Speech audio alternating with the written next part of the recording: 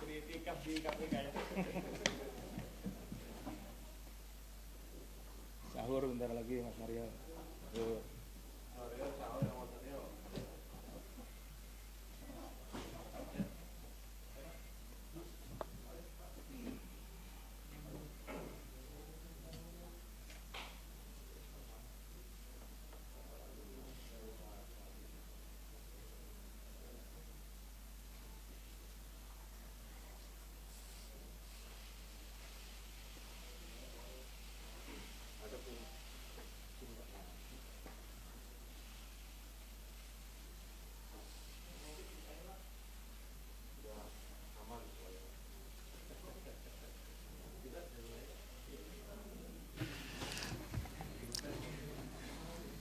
Baik, bismillahirrahmanirrahim. Assalamualaikum warahmatullahi wabarakatuh.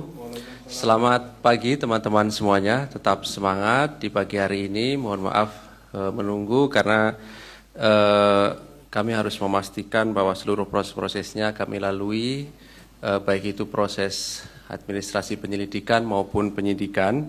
Dan yang kedua perlu juga kami sampaikan, sebenarnya ada 6 orang ya yang ditetapkan sebagai tersangka dalam perkara dugaan korupsi yang sudah tadi pagi kami umumkan terkait dengan kegiatan tangkap tangan di Kota Bandung, Jawa Barat. Di hadapan kita 4, yang 2 hasil dari pemeriksaan kesehatan ternyata positif COVID, sehingga nanti tidak ditampilkan dalam kegiatan kita di pagi hari ini, termasuk juga nanti ketika keluar dari Gedung Merah Putih juga kami berharap teman-teman bisa jaga jarak. Pagi hari ini hadir pimpinan KPK Pak Nurul Gufron dan juga pelaksana tugas Deputi Penindakan. Nanti akan disampaikan perkembangan dari kegiatan tangkap tangan di Kota Bandung, Jawa Barat pada hari Jumat kemarin, dan setelahnya nanti kami akan tunjukkan barang bukti dalam kegiatan tangkap tangan dimaksud. Setelahnya seperti biasa kami beri kesempatan kepada teman-teman untuk bertanya lebih lanjut terkait dengan perkara yang sedang kami lakukan proses penyidikannya saat ini. Baik, kami silakan Pak Nurul Gufron untuk membacakan beberapa poin-poin terkait perkembangan dari kegiatan tangkap tangan dimaksud. Kami silakan Pak. Terima kasih Mas Ali. Bismillahirrahmanirrahim. Assalamualaikum warahmatullahi wabarakatuh. Selamat pagi. Salam sejahtera untuk kita semua. Om Swastiastu, Namo Buddhaya, Salam. Pada hari ini, kami tanggal 16 ini sudah bukan tanggal 15 lagi, akan menyampaikan konferensi pers berkaitan dengan kegiatan tangkap tangan terkait dugaan tidak pidana korupsi suap oleh penyelenggara negara dalam penyelenggaraan pengadaan CCTV dan ISP atau Internet Service Provider untuk layanan digital Bandung Smart City di pemerintah Kota Bandung, Jawa Barat untuk tahun anggaran 2002 dan 2023. Kronologisnya seperti ini, jadi kami sampaikan ya, hari ini, hari Ahad tanggal 16 April 2023, kami akan menyampaikan informasi kegiatan tangkap tangan atas dugaan tidak pidana korupsi berupa pemberian dan penerimaan suap oleh penyelenggara negara dalam proyek pengadaan CCTV dan ISP untuk layanan digital Bandung Smart City di pemerintah Kota Bandung, Jawa Barat tahun anggaran 2022-2023. Kegiatan tangkap tangan ini, tim KPK mengamankan 9 orang sejak hari Jumat sekitar pukul 14 sampai pukul 21 di wilayah Kota Bandung, Jawa Barat. Adapun orang-orang yang kami amankan ada 9 orang. Pertama, Saudara YM Wali Kota Bandung periode 2022 sampai sekarang. 2. Saudara Dede, Kepala Dinas Perhubungan Pemkot Bandung. Ketiga, Saudara KR, Sekretaris Dinas Perhubungan Pemkot Kota Bandung. 4. Saudara AE, Staf Dinas Perhubungan Pemkot Bandung. Kelima, Saudara AS, Ajudan Wali Kota. 6. Saudara WD, Staf Dinas Perhubungan Pemkot Bandung. Ketujuh, RH, Sekretaris Pribadi YM. 8. Saudara SS, CEO PT Sivo. 9. Saudara AG, Manajer PT SMA. Sedangkan 1 orang hadir langsung ke gedung KPK, yaitu Saudara BN, Direktur PT SMA. Itu adalah orang-orang yang kami amankan pada kegiatan tangkap tangan dari dari hari Jumat kemarin. Kronologis tangkap tangan ini, jadi sebagai tindak lanjut adanya laporan dari masyarakat terkait adanya informasi dugaan penyerahan uang kepada penyelenggara negara, maka pada tanggal 14 April, hari Jumat, tim KPK langsung bergerak ke Kota Bandung. Selanjutnya sekitar pukul 12.50, tim kemudian mengamankan beberapa pihak, yaitu pertama Saudara AS, KR, RH di Balai Kota, Saudara SS di kantor PT Sivo, dan AG di kantor PT SMA. Saudara Dede bersama WD diamankan di kantornya sekitar pukul 19.00 hari Jumat. Sedangkan Saudara YM bersama S pada pukul 19.15 diamankan di pendopo atau di rumah dinas wali kota. Tim KPK berikutnya membawa pihak-pihak tersebut ke Jakarta menuju Gedung Merah Putih untuk dilakukan permintaan keterangan lebih lanjut.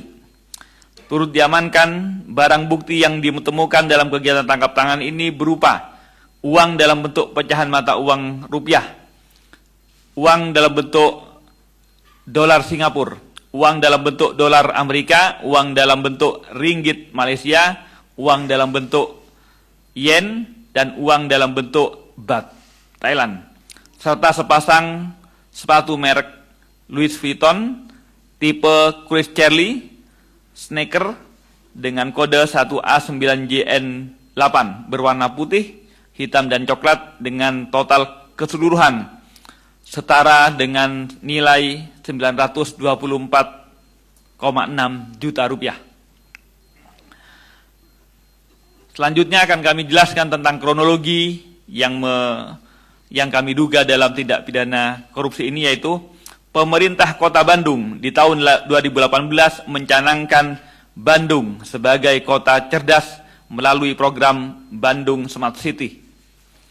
Saat YM dilantik menjadi wali kota Bandung di tahun 2022, Bandung Smart City masih terus memaksimalkan layanan diantaranya layanan CCTV dan jasa internet atau ISP. Yang menjadi penyedia layanan CCTV dan jasa internet ISP untuk Bandung Smart City yaitu PT SMA dengan posisi BN selaku direktur dan AG selaku manajer, dan juga PT Sivo dengan posisi SS sebagai CEO. Sekitar Agustus 2022, AG dengan sepengetahuan BN bersama dengan Saudara SS menemui YM di pendopo kota wali kota dengan maksud agar bisa mengerjakan proyek pengadaan CCTV pada Dinas Perhubungan dan Dinas Komunikasi dan Informatika Pemkot Kota Bandung. Pertemuan tersebut difasilitasi Saudara KR selaku Sekretaris Dinas Perhubungan Pemkot Bandung. Sekitar Desember 2022, kembali dilakukan pertemuan antara Saudara SS, KR, dan YM di pendopo wali kota. Dan di pertemuan ini ada pemberian sejumlah uang dari Saudara SS pada YM sekaligus untuk juga membahas pengkondisian agar PT Sivo sebagai pelaksana pengadaan ISP di Dishub Pemkot Bandung, walaupun keikutsertaan PT Sivo dalam proyek tersebut melalui aplikasi e-katalog. Jadi sesungguhnya pengadaannya sudah menggunakan e-katalog ya, tinggal menunjuk di e-katalog gitu. Setelah pertemuan itu diduga ada penerimaan uang oleh DD melalui KR dan juga YM yang diterima melalui saudara RH sebagai sekretaris pribadi sekaligus orang kepercayaan saudara YM yang bersumber dari saudara SS. Setelah DD dan YM menerima uang, KR menginformasikan kepada RH dengan mengatakan everybody happy. Atas pemberian uang tersebut, PT Sivo dinyatakan sebagai pemenang proyek penyediaan jasa internet atau ISP di Dishub Pemkot Bandung dengan nilai proyek sebesar 2,5 miliar. Sekitar Januari 2023, YM bersama keluarga, DD dan KR juga menerima fasilitas ke Thailand dengan menggunakan anggaran milik PT SMA dengan alasan untuk benchmark kota smart di Thailand di Bangkok. YM juga menerima sejumlah uang dari AG melalui KR sebagai uang saku dan YM menggunakan uang saku tersebut dengan membeli sepasang sepatu merek LV. Saudara DD selaku Kepala Dinas Perhubungan Pemkot Bandung juga menerima uang dari AG melalui KR karena memerintahkan melakukan pengubahan termin pembayaran kontrak pekerjaan senilai 2,5 dari termin 3 termin menjadi 4 termin. Jadi yang semula 4 bulanan kemudian per terminnya menjadi 3 bulanan sehingga 4 termin. Dan setelahnya disepakati adanya pemberian uang untuk persiapan menyambut lebaran di tahun ini.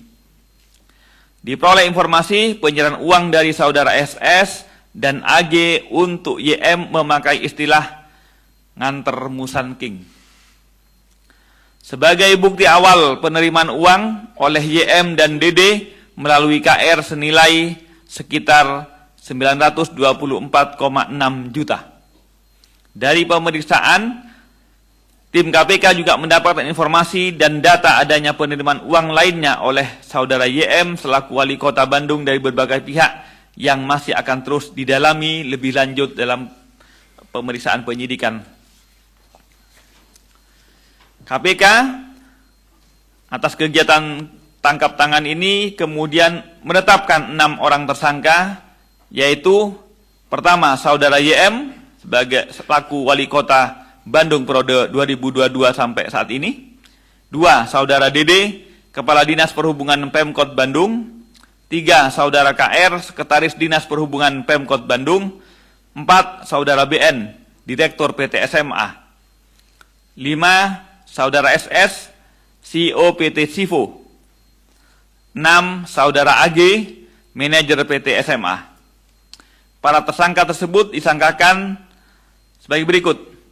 Pertama, saudara BN, SS, dan AG sebagai pemberi diduga melanggar pasal 5 ayat 1 huruf A atau pasal 5 ayat 1 huruf B atau pasal 13 Undang-Undang 3199 Jungto 20/2001 tentang pemberantasan tindak pidana korupsi. B. Saudara YM, saudara DD, dan saudara KR diduga sebagai penerima melanggar pasal 16 huruf A, pasal 12 huruf A, atau pasal 12 huruf B, atau pasal 11 Undang-Undang 3199 Jungto 20/2001 tentang pemberantasan tindak pidana korupsi. Terkait kebutuhan penyidikan, selanjutnya para tersangka dimaksud ditahan tim penyidik masing-masing selama 20 hari terhitung mulai tanggal 15 April sampai dengan 4 Mei 2023. Pertama, saudara YM ditahan di rutan KPK pada Gedung Merah Putih. B. Saudara DD dan KR ditahan di rutan KPK pada Markas Komando Polisi Militer Angkatan Laut Makopus Pomal. C. Saudara BN, SS, dan AG ditahan di rutan KPK pada Pom-Bam Jaya Guntur. KPK menyampaikan terima kasih kepada masyarakat atas kepercayaannya dan yang telah melaporkan adanya dugaan tindak pidana korupsi di mana terjadi di sekitarnya yang telah dilakukan dan kemudian dilaporkan kepada KPK. KPK juga terus terang sekali lagi, KPK bersedih dan ironi Mengapa sampai hari ini telah berulang kali KPK menangkap beberapa kepala daerah, tetapi masih saja ada kepala daerah yang masih melakukan penerimaan tindak pidana korupsi. Dan kami sekali lagi berharap ini tentu perlu perbaikan secara sistemik. Kita tidak berharap para pejabat negara terus kemudian melakukan tindak pidana korupsi karena sistemnya masih mungkin dari sistem politiknya masih membutuhkan korupsi sebagai bagian dari untuk mengeksistensikannya kekuasaan mereka, baik dari proses pada saat pilkada, proses selama memimpin, ataupun kemudian kebutuhan-kebutuhan pada saat proses untuk incumbent melanjutkan pemerintahannya. Dalam proses politik yang berbiaya tinggi, maka kemudian seakan-akan korupsi sudah menjadi kebiasaan dan keharusan. Ini yang harus kita hentikan. KPK sekali lagi tidak bangga kalau kemudian ditangkap-tangkap terus, tetapi kemudian proses regenerasi korupsi masih tetap terjadi. Oleh karena itu, kami berharap juga di momen menjelang hari raya ini, kebutuhan-kebutuhan seakan-akan THR itu juga menjadi momen kemudian banyak serah terima, gratifikasi maupun suap yang diterima oleh para pejabat negara. Oleh karena itu, sekali lagi KPK juga mengingatkan, mari kita rayakan hari raya, mari silahkan juga berbagi, tetapi dengan tidak menggunakan korupsi.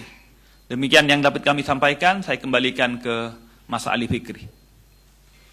Baik, terima kasih Pak Nurul Gufron yang telah membacakan poin-poin dari hasil kegiatan tangkap tangan oleh KPK hari Jumat yang lalu. Ada 6 orang yang ditetapkan sebagai tersangka dan juga dilakukan penahanan sampai nanti di tanggal 4 Mei 2023 selama 20 hari pertama dan tentu dapat diperpanjang sesuai dengan kebutuhan proses penyidikan. Baik, berikutnya kami tunjukkan barang bukti dalam kegiatan tangkap tangan yang KPK lakukan pada Jumat yang lalu.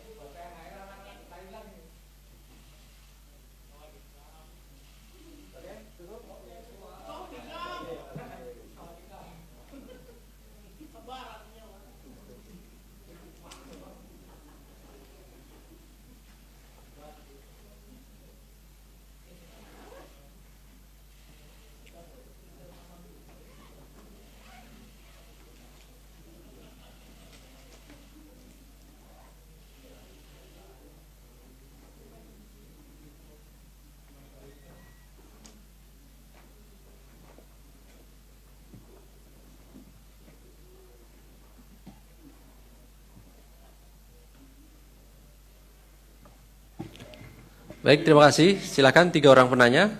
Oke, 1, 2, 3. Silakan. Mas Mario, mau pertama atau terakhir? Oke, dari sana dulu ya, dari Mas. Cek. Mas siapa? Silakan Mas sebutkan namanya dan dari medianya. Tio dari Jawa Pos. Izin Pak Gufron, selamat malam Bapak-bapak. Izin Pak, tadi untuk yang nilai proyek tadi 2,5 miliar ya Pak, kalau nggak salah Pak. Terus kemudian nilai THR tadi itu hampir 1 M ya kalau salah ya, 900-an. Artinya berarti proyek 2,5 terus kemudian suapnya hampir 1 M ini kalau mau dikurangin dengan nilai proyek berarti kan hampir 1,5 nih Pak sisa uang yang kira-kira seperti itu kalkulasinya kan. Ini KPK sudah mendalami belum Pak? Artinya untuk CCTV-nya produknya ini jadi kayak apa ini? Terus kemudian apakah memang speknya dikurangin drastis ya kan? Terus kemudian ini kan juga e-katalog Pak. Artinya dari situ kan kelihatan Pak spek-speknya kan. Kalau kita lihat e-katalog itu kan gampang banget tuh speknya kan detail banget di situ.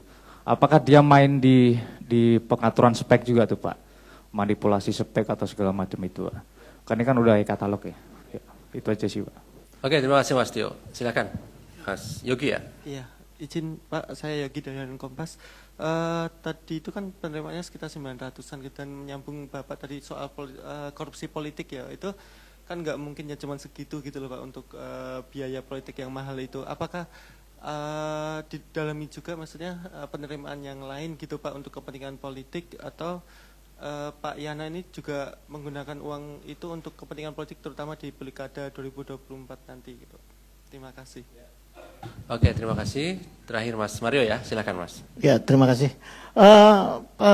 Pak Gufron, saya cuma mau memperjelas saja nih sebelumnya nih bahwa program Bandung Smart ini setahu saya sudah dicanangkan itu sebelum Pak Yana ini gitu lah. Artinya kan pada era almarhum lah kalau nggak salah langsung digantikan Pak Yana gitu loh. Apakah KPK juga sudah menelusuri program sebelumnya gitu? Adakah indikasi? Nah kemudian yang saat ini Pak Yana ini setahu saya meneruskan beberapa program yang sebelumnya dicanangkan. Apakah memang bahannya program Bandung Smart ini yang kemudian orang-orang di belakang jadi nggak smart ini ketangkep gitu loh? Atau memang ada program-program lain yang memang masih nyangkut gitu loh? Nah terus kemudian saya mau menanyakan apakah memang ini tidak ada pembahasan sebelumnya di legislator soal pembahasan anggaran. Sebenarnya apakah memang firm Kang Yana ini main sendiri berinisiatif atau memang ada kulon nuwun dari ya fraksi yang mengawal di sana gitu kan. Kita tahu Pak Yana ini dari fraksi mana gitu kan, mungkin di penganggarannya sudah ada yang mengawal. Apakah sudah sampai KPK melihat hal-hal seperti itu? Nah kemudian yang paling firm mau saya pastikan pertanyaannya itu, selain program ini apakah KPK sudah mendapatkan dari penggeledahan awal itu soal proyek-proyek lain Mas Ali? Itu kan Bandung kan penghijauan, PADM, pendidikan itu menjadi kebutuhan atau sorotan-sorotan publik lah membuat Bandung nyaman. Nah terakhir untuk kasus lain aja satu Mas Ali ya, yang kasus aja soal kasus ya saya mau nanya soal pengembangan kasus ini aja Pak Gufron, soal Kementerian SDM itu gimana penyelidikannya, jalan nggak dengan hingar-bingarnya kemarin itu? Kan kalau nggak jalan kan semakin membenarkan bahwa itu ada pembocoran. Tapi kalau jalan kan berarti nggak benar itu dibocorin kan gitu. Saya ingin memastikan itu saja. Makasih. Oke, terima kasih Mas Mario. Baik, saya beri kesempatan, barangkali masih ada. Oke, silakan, masih ada ya. Silakan. Pak nanti komen soal Lampung ya Pak. Loh.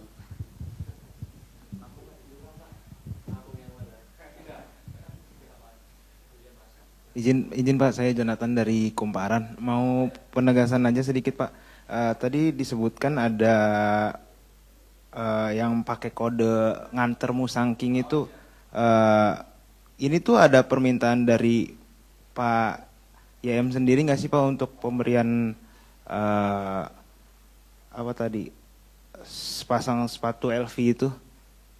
Ada permintaan khusus nggak dari beliau? Kalian dong Mas. Mumpung ada Pak Gufron mau nanya soal Bupati Kepulauan Meranti ini kan lagi ramai ya, dia menggadaikan kantornya gitu 100 miliar ke bank daerah. Nah, kalau saya baca sih dari keterangan PLT bupatinya, duitnya buat pembangunan jalan kayak gitu, klaimnya ya. Itu kalau menurut Pak Hufron sendiri bagaimana sih kayak gitu secara hukum?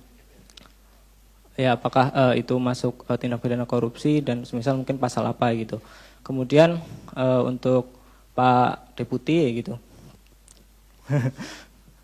Ini kan Dito Mahendra diburu sama Bareskrim kayak gitu ya Pak. Nah sementara di sisi lain kemarin juga Kamis dipanggil dan dia mangkir kayak gitu. Nah ini kan jadi lagi dikejar sama 2 lembaga, jadi pencariannya seperti apa sih, mungkin boleh diceritakan ya gitu. Kayaknya kan karena dia dijaga di luar negeri, mungkin di Pulau Biawak atau di mana gitu. Makasih. Cukup ya? Cukup mewakili dari yang lain. Baik. Kami silakan Pak Nurul Gufron dan Pak Asep. Terima kasih. Tadi ada 1, 2, 3, 4 ya, 4 penanya. Ada beberapa yang bersifat kasus ini, ada juga yang bertanya di kasus lain ya. Bahwa pertama dari Mas Tio, ini proyeknya 2,5, tadi suapnya 924,6, hampir 1 M gitu. Jadi kemudian pertanyaannya, kalau hampir berapa itu? Hampir anggap 40% ya. Tinggal 1,5 dari 2,5. Lantas wujudnya jadi apa gitu kalau sudah 40. Dan sekali lagi itu masih akan kami dalami ya, karena yang kami baru tangkap itu atas penerimaannya. Bahwa kemudian logikanya Pak, kalau kemudian yang terbelanjakan menjadi hanya 1,5 dari 2,5, berarti kemudian tentu kualitas dan juga kuantitasnya mungkin rendah begitu. Nah, itu nanti akan kami dalami.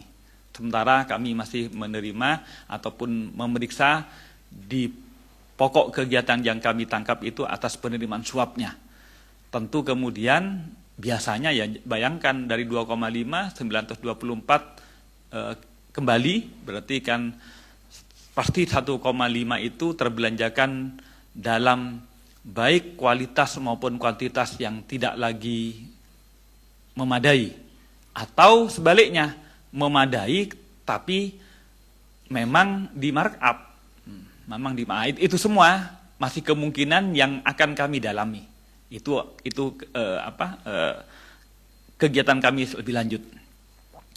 Bahwa kemudian Pak ini kan sudah menggunakan e-katalog, asumsinya barang ataupun juga harganya sudah pasti. Nah, tapi kemudian kok kenapa masih ada suap? Ya mungkin di dalamnya tetap kemudian di banyak kasus yang sebelumnya, bukan hanya ini. Untuk yang ini kami masih belum mendalami tentang kenapa kok masih sudah pakai e-katalog masih perlu suap. Nah, di beberapa kegiatan PBJ yang menggunakan e-katalog yang sama seperti ini, itu tetap walaupun menggunakan e-katalog masih ada pengkondisian. Nah, pengkondisian itu misalnya secara teknis maupun non teknis pada saat membutuhkan ataupun ada treatment-treatment yang membuat peserta ataupun pengupload yang lain itu tidak bisa memiliki karakter-karakter yang seakan-akan tidak memenuhi syarat. Nah, yang begitu-begitu nanti kami masih akan dalami ya, karena ini kami berkacamata atas PBJ yang menggunakan e-katalog yang sebelum-sebelumnya. Untuk yang kasus ini, kami masih akan mendalaminya. Itu dari Mas Tio. Kemudian penerimaan yang lain lagi untuk kepentingan politik. Nah, jadi asumsinya ini penerimaannya hanya 924 gitu ya. Padahal tentu kebutuhan politik mungkin akan lebih banyak lagi. Baik momen THR, momen merawat konstituen, apalagi untuk kepentingan politik di 2024. Itu tentu. Tetapi sekali lagi dugaan-dugaan itu sudah menjadi bagian dari praduga kami, nanti akan kami kembangkan di beberapa proyek yang lain, tentu akan kami dalami. Dari Mas Mario, apakah KPK juga melihat dari kegiatan proyek Bandung Smart City ini dari kegiatan-kegiatan sebelumnya. Apakah karena ini memang kegiatannya sudah dicanangkan sejak 2018, proyeknya sudah 2018, tapi yang kami tangkap ini 2022 dan 2023. Apakah kemungkinan akan masuk ke sebelumnya? Sekali lagi kemungkinannya masih kami buka, tetapi lebih lanjut akan kami update hasil-hasil pemeriksaan, bukan hanya mundur ke sebelumnya, termasuk juga menyamping kepada yang lain, Mas Mario. Jadi pasti akan kami kembangkan ya. Apakah tidak ada juga dari DPRD, termasuk juga proyek-proyek yang lain. Jadi sama sebagaimana saya sampaikan tadi, jadi tentu ini kami menjadi pintu untuk kami telisik kegiatan-kegiatan baik yang sebelumnya maupun yang horizontal, kegiatan-kegiatan proyek yang lain yang sedang dilaksanakan pada tahun ini maupun tahun-tahun 2022. Ketiga, apakah pengembang kasus tersebut? Oh, tentang kasus lain tadi ya. Nanti yang SDM ini, yang kumparan dulu. Kode Musanking. Jadi yang disebut Musanking itu memang ada yang menawarkan, Pak mau dikirimi Musanking dan yang itu begitu. Musanking dan yang itu. Jadi yang itu ya ada Musanking, ada barang, dan juga ada itu yang disebut uang. Apakah kemudian permintaan khusus? Jadi sesungguhnya bukan permintaan khusus. Semula ada penawaran. Nah, ada penawaran karena momen THR ditawarkan, silahkan dikirim bersama yang itu begitu. Nah, itu maksudnya uang ya.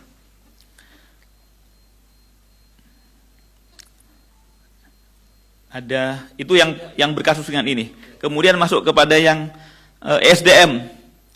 Bagaimana progres kasus? Jadi semula sekali lagi kegiatan kami yang sudah kami lakukan di SDM itu adalah atas dugaan penggelembungan ataupun tukin palsu ya. Itu yang kami sudah lakukan. Apakah kemudian hasil dari penyidikan terhadap tukin palsu ini kemudian kami menemukan sebagaimana yang sudah dilakukan kemudian kami berhenti atau tidak? Tentu sekali lagi KPK secara prosedural hasil-hasil temuan itu tetap akan kami lanjutkan sampai menemukan titik terang. Jadi jangan khawatir, kami tidak akan menghentikan apa-apa, tapi akan kami melanjutkan, dan nanti pada saatnya ketika sudah ada kejelasan nanti kami pasti akan update Mas Mario. Itu SDM. Kemudian Bank Riau, bahwa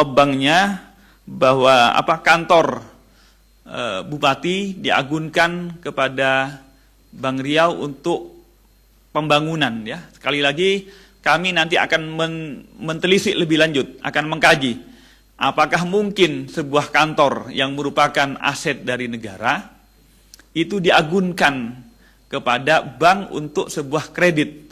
Karena namanya kredit perlu kolateral, perlu agunan, itu untuk menjamin agar uangnya atau kreditnya dikembalikan. Karena kalau kemudian asetnya aset negara ataupun aset daerah, itu tidak mungkin kemudian seandainya wan prestasi ataupun seandainya macet kemudian akan disita dan akan dilelang. Itu tidak mungkin. Nah, oleh karena itu, tapi sekali lagi kami tidak akan gegabah untuk mengatakan ini salah atau tidak dulu. Kami akan kaji lebih dalam dulu apakah itu merupakan tidak pidana korupsi atau tidak.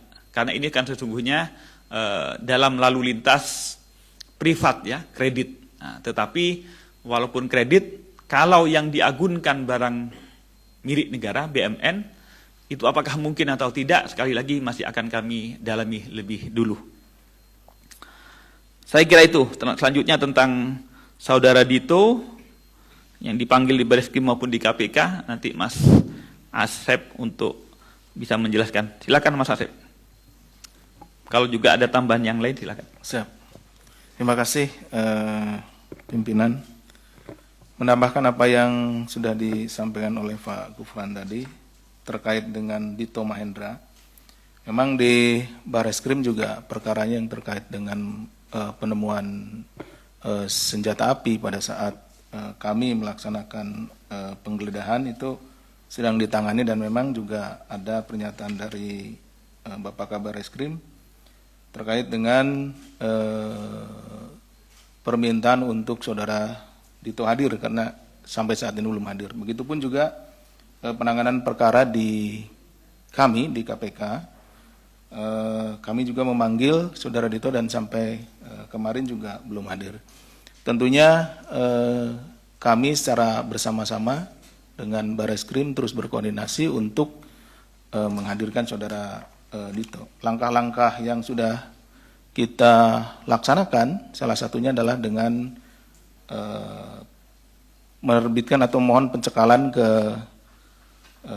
imigrasi, mana tentunya kita berharap bahwa dalam pelaksanaannya nanti suatu saat saudara itu akan bisa kembali hadir di sini maupun juga di Bareskrim, dan kita mencegah supaya tidak keluar atau keluar negeri dengan adanya pencekalan tersebut. Itu mungkin yang bisa kami sampaikan. Terima kasih, pimpinan. Baik. Bukan pencekalan, mencekal supaya tidak keluar negeri.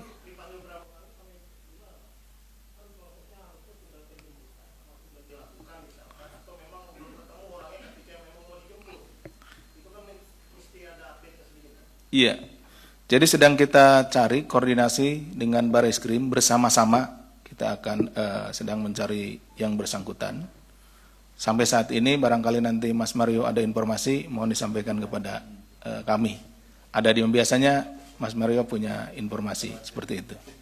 Nah, betul itu. Saya kira cukup ya. Terima kasih. Terima kasih teman-teman kehadiran pada pagi hari ini. Terima kasih Pak Gufron, terima kasih Pak Asep, dan kami akhiri.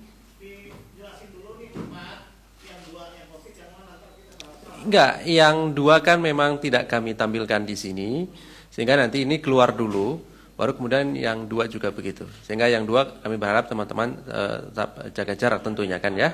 Oke. Oh.